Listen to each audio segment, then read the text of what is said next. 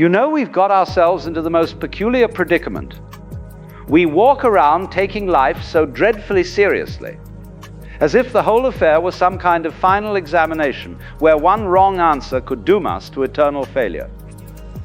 But what if I told you that this entire setup, this grand drama of existence, is nothing more than an elaborate game? And like any game, once you understand the rules, you can learn to play it with remarkable skill and, dare I say, with a sense of joy. Think about it for a moment.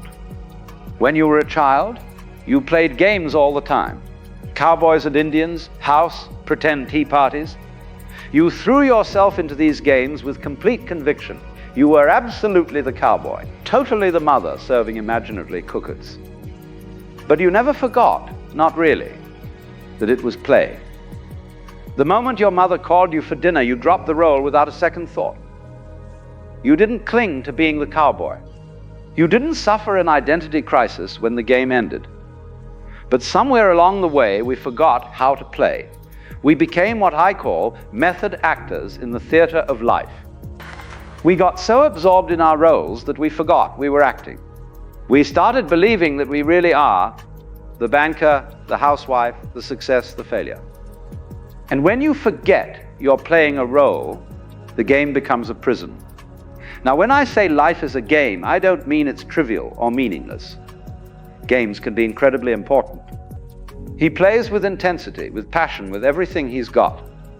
But he maintains what we might call a light touch. The first rule of this cosmic game is perhaps the most startling. You are not who you think you are. The person you call by your name, with your particular history, your specific worries and dreams, that's just your character in the game. It's a mask, a role you're playing so convincingly that you fooled even yourself. But who is the real you? Ah, that's where it gets interesting. The real you is the player, not the character. You are the awareness that can observe thoughts, feelings, sensations. You are the space in which all experiences arise and dissolve. You are, if you will, the stage on which the entire drama unfolds. Once you see this, really see it, the game changes completely. You realize you've been like an actor who got so lost in his role that he forgot he could take off the costume and go home. Suddenly you remember, you are not trapped in the character. You can play it skillfully, enjoy it thoroughly, but you don't have to be imprisoned by it. Here's another rule that most players miss entirely. The game has no final winning condition. There is no ultimate prize, no finish line where you can finally declare victory and retire. The whole point of the game is the playing itself. We've been taught to think of life as a journey with a destination. But it's much more like music or dancing. You don't dance to get to a particular spot on the floor.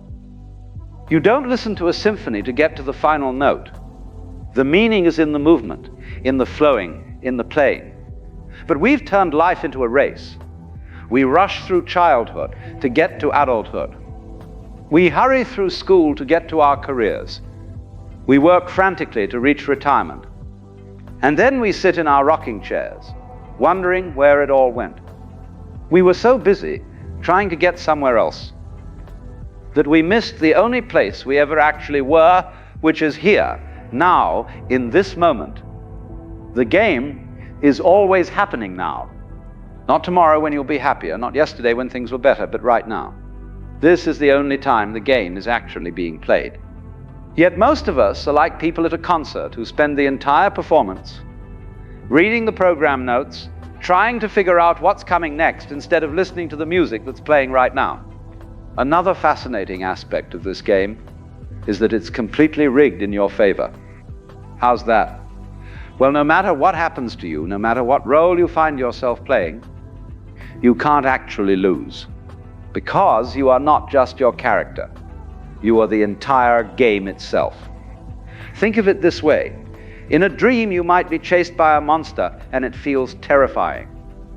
But when you wake up, you realize you were both the one being chased and the monster doing the chasing. You were the entire dream. In the same way, you are not just one player, in the cosmic game. You are the game playing itself. This might sound like mystical nonsense, but consider this. Every person who irritates you, every situation that challenges you, they're all part of your experience. They exist in your awareness. In a very real sense, the entire universe as you know it is happening inside your consciousness. You are not a small separate being struggling in a hostile world.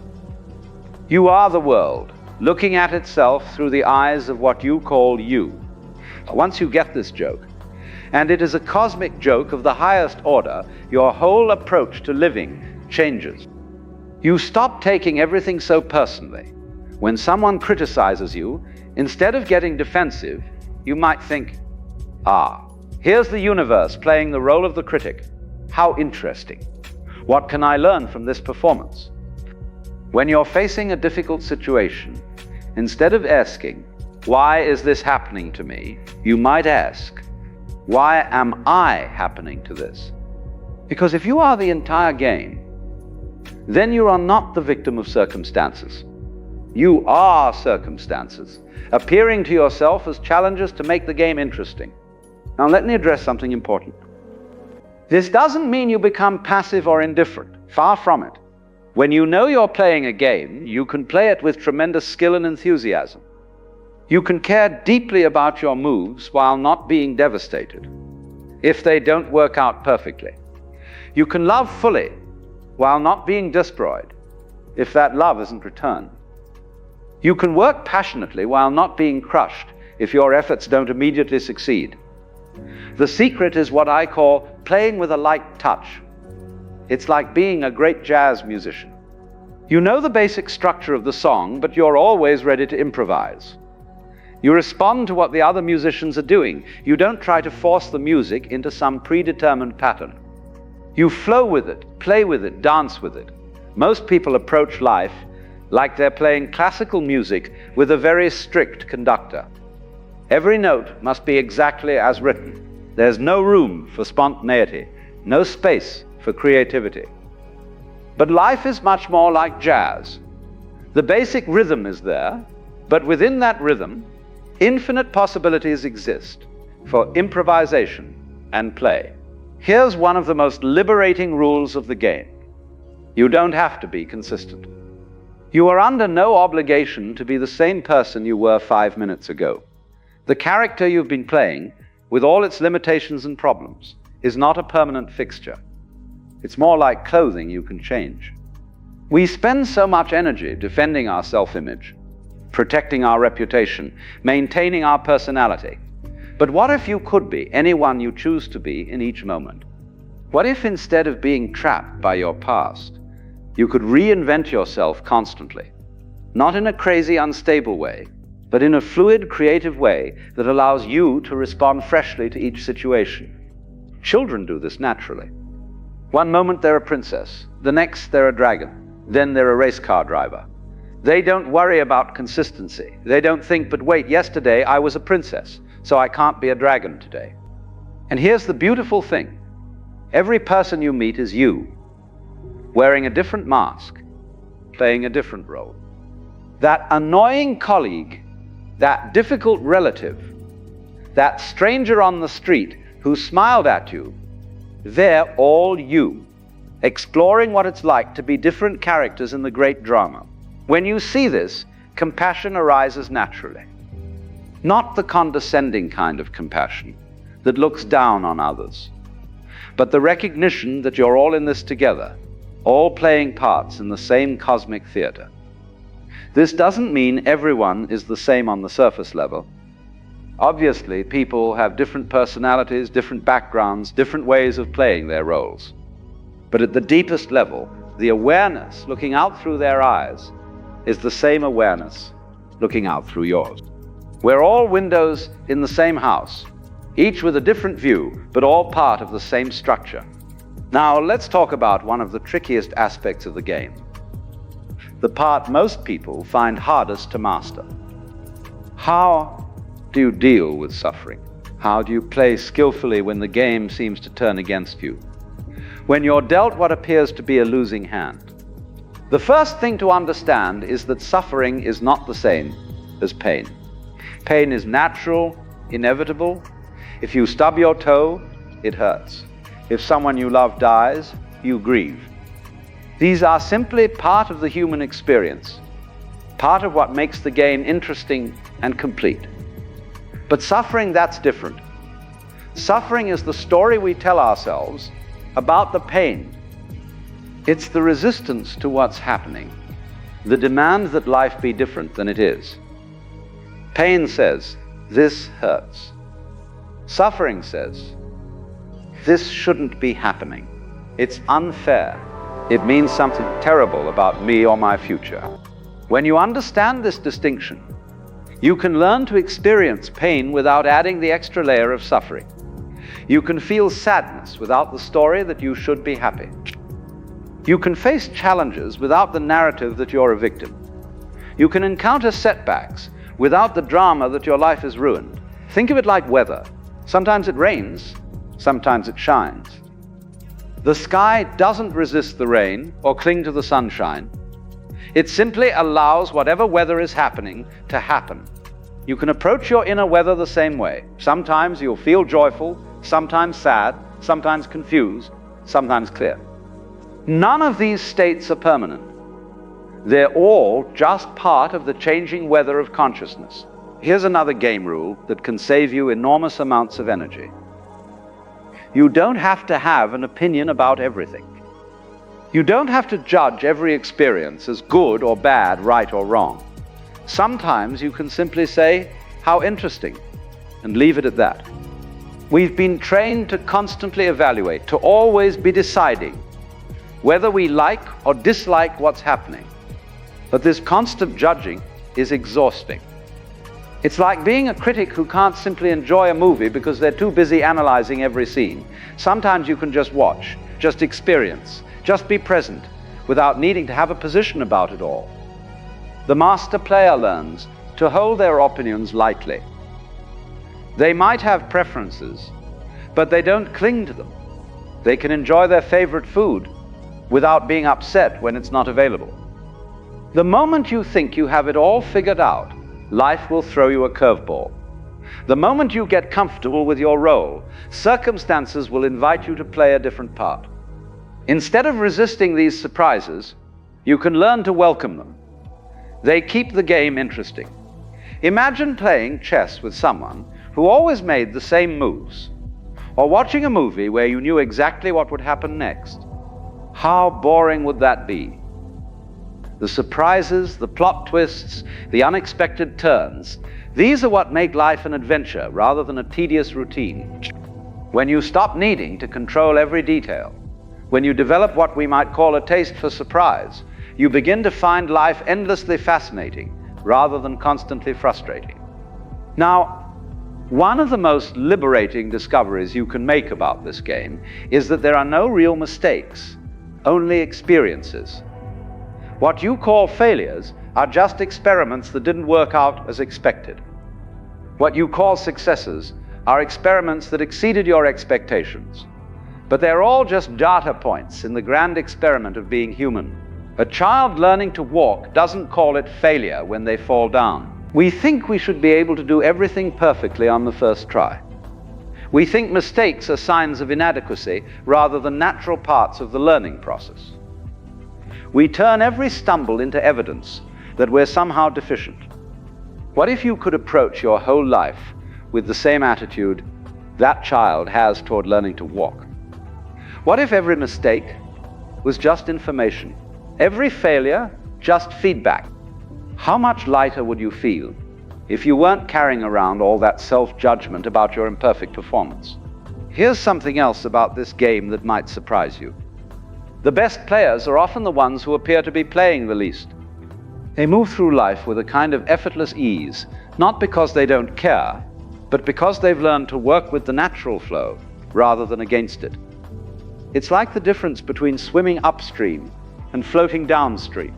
Both require skill, but one is exhausting while the other is energizing.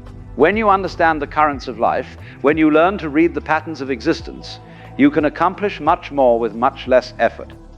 This doesn't mean being lazy or passive. It means being intelligent about when to act and when to wait, when to push and when to yield. It means developing what the Chinese call Wu Wei, which is often translated as non-action, but really means action that is perfectly appropriate to the situation, like water flowing around rocks in a stream. Water doesn't try to fight the rock. It simply flows around it, and in doing so, it gradually wears the rock away. This is the power of the gentle approach, the light touch, the skillful player who understands that force is rarely the answer to life's challenges. Another crucial aspect of mastering this game is learning to play multiple roles simultaneously, without getting confused about which is which. You hear the point of masteral, and from Bukabel of the Psalms is Tilaza. Each role has its own requirements, its own costume, its own way of being. The skillful player can move fluidly between these roles without losing their center. They can be tough in business negotiations and tender with their children. They can be a student in one context and a teacher in another. They don't get stuck in any single identity. Most people make the mistake of trying to be the same person in every situation. They think authenticity means never changing, never adapting. But real authenticity is being appropriate to each moment, each relationship, each context. It's like being a skilled actor who can play many parts convincingly, because they understand the deeper truth that connects all roles. Now let me tell you about one of the most profound discoveries you can make about this game. The rules are not fixed. They can change, and often do, based on how you choose to play. This is where the game becomes truly magical. Most games have rigid rules that everyone must follow. But the game of life is more like a collaborative improvisation, where the rules evolve as you play. Your choices, your attitudes, your ways of being actually influence how the game unfolds for you. If you approach life with fear and suspicion, you tend to encounter situations that confirm your fears. If you approach it with curiosity and openness, you tend to find opportunities and adventures. If you play the role of the victim, you'll find plenty of people willing to play the villain. If you play the role of the hero, you'll discover your own capacity for courage and creativity. This isn't just positive thinking or wishful fantasy. It's recognition that consciousness is not passive. It's not just observing reality. It's participating in its creation. Your awareness, your attention, your choices are all active ingredients in the unfolding of your experience. Here's one of the most beautiful aspects of the game. Everyone gets to win, but not in the way we usually think of winning. The usual idea of winning involves someone else losing. But in this cosmic game, your victory doesn't require anyone else's defeat. In fact, the more skillfully you play, the more you help everyone else play skillfully too. When you're truly happy, you don't make others miserable. You inspire them to find their own happiness. When you're genuinely peaceful, you don't create conflict. You help others discover their own peace. When you're authentically yourself, you don't diminish others. You encourage them to be authentically themselves. This is why the masters, the really skillful players, often seem to be playing an entirely different game from everyone else. They're not competing, they're not trying to prove anything.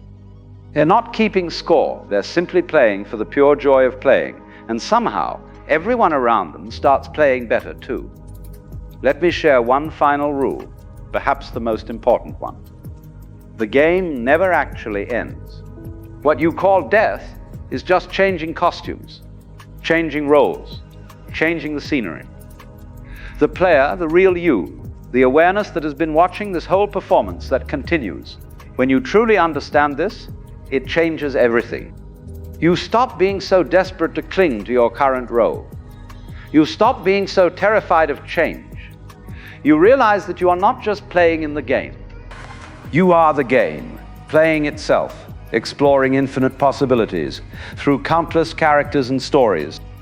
And so here we are, at the end of our little exploration together, though of course there is no real end, just as there was no real beginning.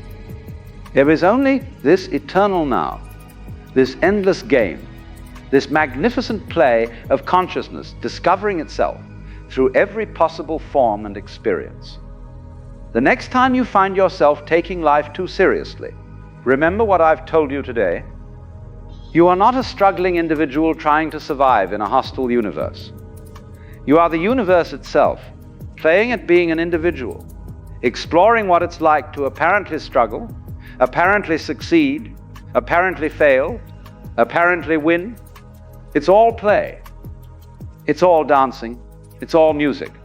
And you are both the composer who on the sung the dance around the diran. Play skillfully, play joyfully, play with that light touch that comes from knowing it's all one magnificent cosmic game.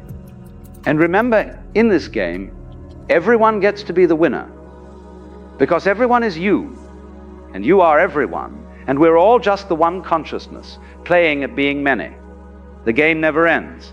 It only changes form. And what a delightful game it is.